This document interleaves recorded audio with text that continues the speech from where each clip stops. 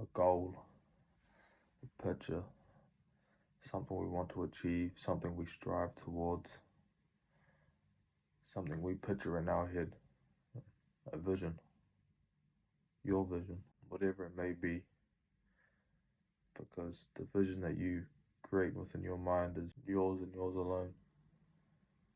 And it's a product of our imagination, and it drives us to where we want to go, to who we want to be. It keeps that ball rolling so we consistently move forward. There's no limit to what this vision could be for yourself. It could be something absurd or it could be something small, doesn't matter. What matters is that it's important to you. Well, the vision has stages. So there's the preparation phase and there's the doing phase. Avery DuVernay, the director of Origin, is where I got this from. She describes it as soft preparation and hard preparation. Now, the soft preparation, that's the stuff, that's the dreamer phase, thinking about what the vision's going to look like, thinking about goals and things we want to achieve, just creating this vision, molding it from a foggy figure to something more substantial, something we can feel like we can grab onto, something that we feel is achievable once we reach these goals. We start setting the mindset for how we're going to get to these goals during the soft preparation phase. Realistically, there isn't a time set or time frame for the soft preparation, because once again, it's just an idea that's being molded into something you feel you can grab. Not to say that I think the soft prep is just as important, because it sets in place the next step, which is the hard prep. So all the ideas that you had during the soft preparation phase, we can start to test. You evaluate those, you look at the rest, you can see what seems like is working, what seems like it's not. And you evaluate all those and you find the trade-offs, and you become more efficient in how you feel, or you learn how to be more efficient into accomplishing the goals that you need to achieve for the vision to come to life. And because in the soft prep, you've created this idea that you can grab onto, and you're evaluating all these trials and these tests, and you're able to come up with a detailed plan to how you're going to get to this next level, how you're going to be able to step up and move forward and continue on to reach this vision that you have, that you've set for yourself, that you believe is achievable. The preparation is key for the vision. The preparation is key for the vision because it builds the foundation for which everything is going to be built on. You can't build a house on mud. You have to learn how to walk before you can run. You don't start off with a black belt. That's not how it works. You have to build the foundation first. You have to make that solid ground first before this vision before you can start loading on for the vision and creating and doing. Before you can start doing, you have to do the prep. This is all that is. This is the most important part.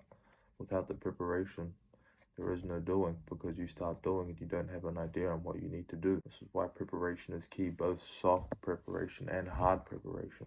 And learning that is a very valuable tool to have, because it sets you off with an advantage for when you do start doing. You have plans in place. You have the idea to lean back onto. You have things that are there to help get you towards the vision. At some point, you have to start doing them. At some point. Because if not, the vision just stays a vision. It stays on the pillow. It stays in your brain. At some point, you have to start doing. Otherwise, the vision just stays on the pillow.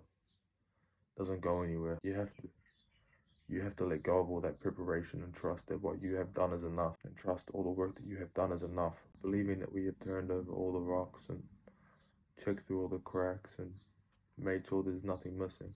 But we do have to understand that realistically, as much as we want it to, it's not always going to go our way. That's just the truth, cold-hearted truth. It's not always going to go our way.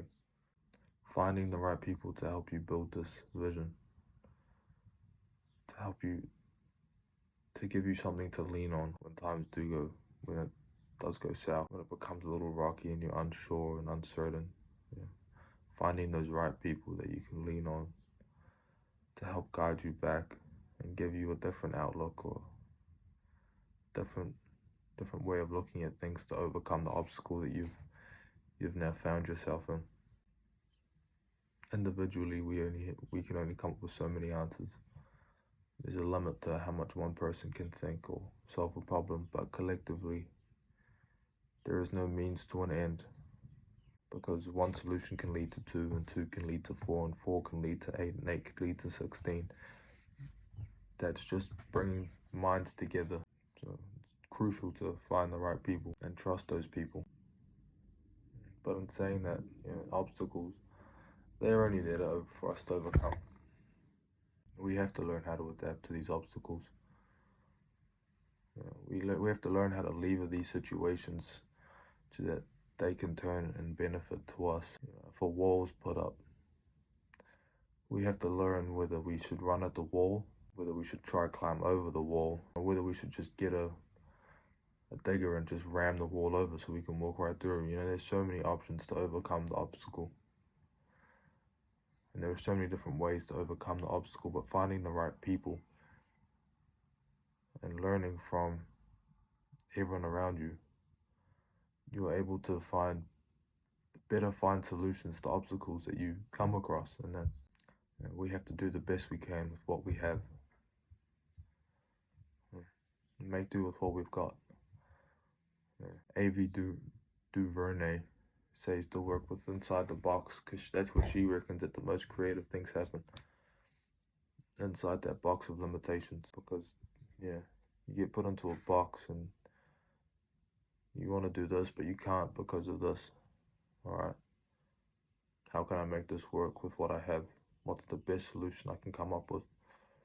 And that is where the most growth happens, because you learn how to deal with different situations. It makes your mind, you have to be able to think on your feet. So find those right people. As much as I'd like to give my own experiences and all this, I'm still a dreamer. Realistically, on a grander scale, I'm still in the soft preparation phase for what I feel like what I want my life to look like. And that's just me being real. But that's not to say that this whole framework is irrelevant, because every day is preparation for the next day. Every week is preparation for the next week. Every month is preparation for the next month. We're constantly moving into the flow of soft preparation to hard preparation and to doing. And each time we do this, we practice each one of those aspects of our lives. So it's not irrelevant to say that this only works for grander scale things, because it doesn't. You can apply it to anything and everything. Because each aspect of our lives, we create a vision. We have an idea of what certain different things are going to look like, what we want different things to look like. And each phase of those, each thing is at a different stage, whether that's soft preparation, hard preparation, or whether we're doing the actual thing based on the idea that we had.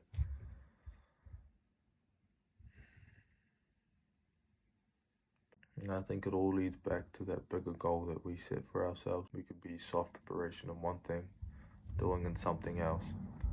But as a whole, it is all moving into the bigger phase in our life, the grand vision that we have. So keep dreaming and trust the vision.